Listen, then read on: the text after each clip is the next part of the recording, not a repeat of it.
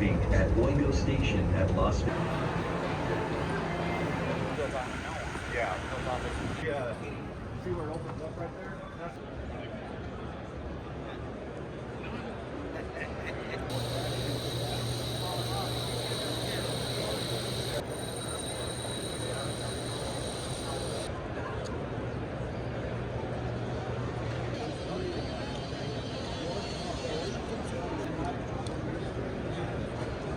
Yeah, sure.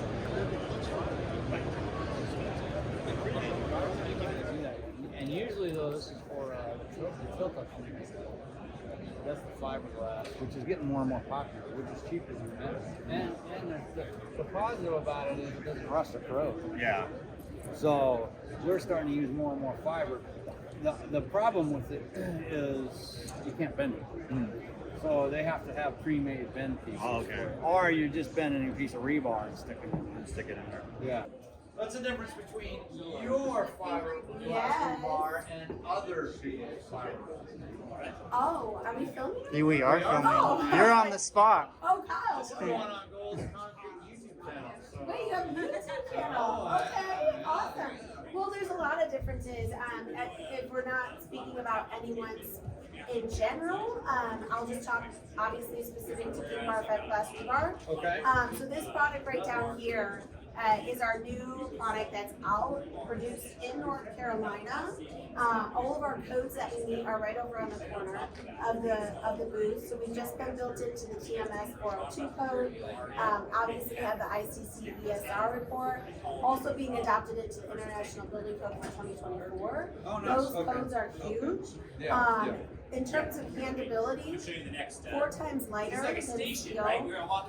Obviously, with the no rust, no corrosion, we also provide a UV lacquer. It can be left outside. Never going to have a situation like you would have with traditional steel or even other manufacturers that have a glass bar as well. And then the handability is obviously bar none.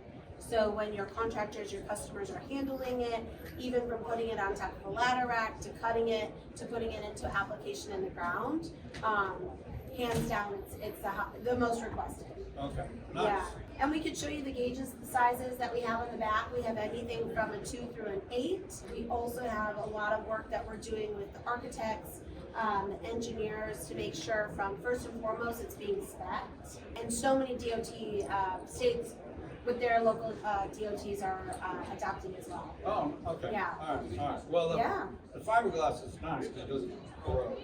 That's huge. Yeah. Huge. So and the usability as far as how much it weighs Right. for the guys. is massive. Yeah. We all know the labor situation, so when you look at what's being done from a Monday through Friday, you're not going to have that drop in productivity because you're carrying 20 to 36 on your shoulder versus 3. Right.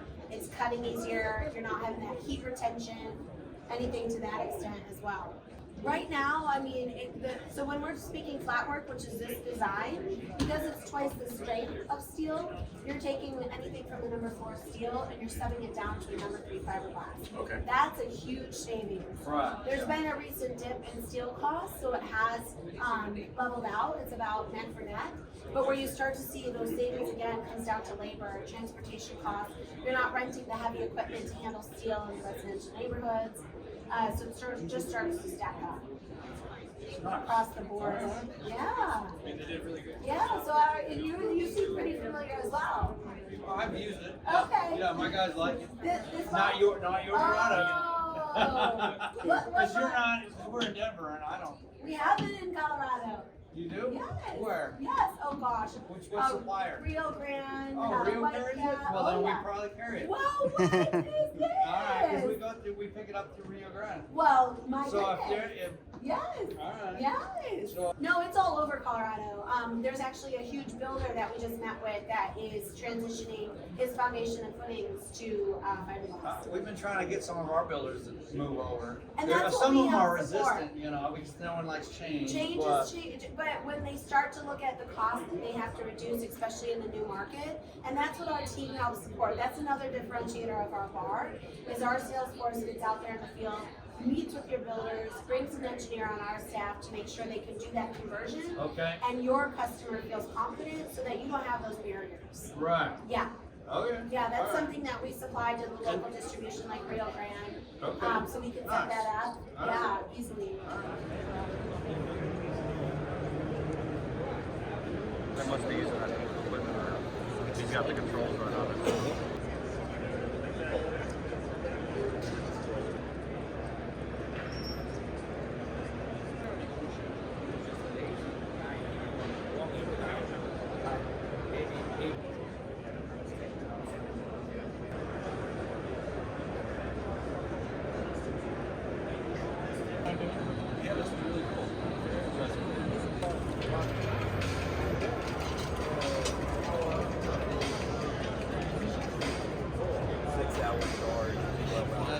This is pristine because I'm sure they do it inside of a controlled environment. But a lot of times you'll still get these bubbles on the board finish, and homeowners don't like that. They like the application. They say, "Oh, it looks great on a commercial product." Yeah, it does because you're standing 40 feet away. Homeowners want to walk up and be like, "Oh shit, look at that! Oh shit, look at that!" And so the application is not the same. Well, this is fiberglass. This is just be of the same mold, right? Right, yeah, because they have this, a fiberglass. It looks like they got a plastic or fiberglass, whatever that is, mold.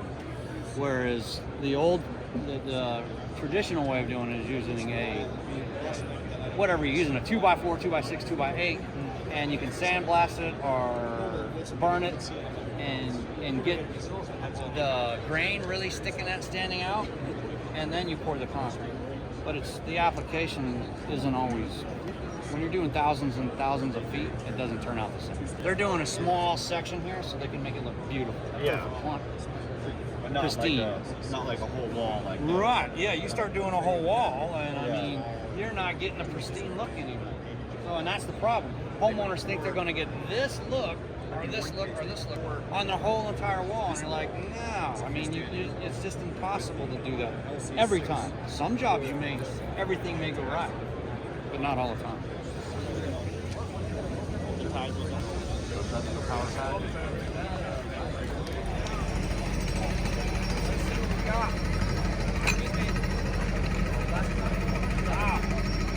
Safety first. Safety first around concrete. Remember that shit, kids. Safety first.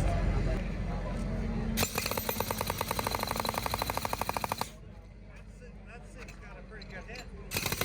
Oh man. Still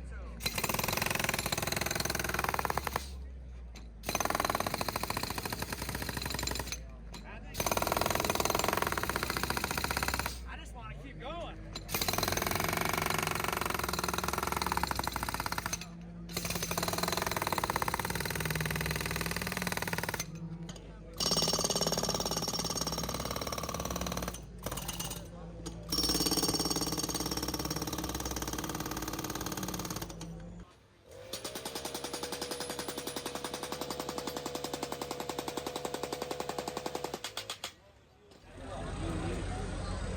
Keeps going, keeps going. Nope, there's the end. All the way in the sky.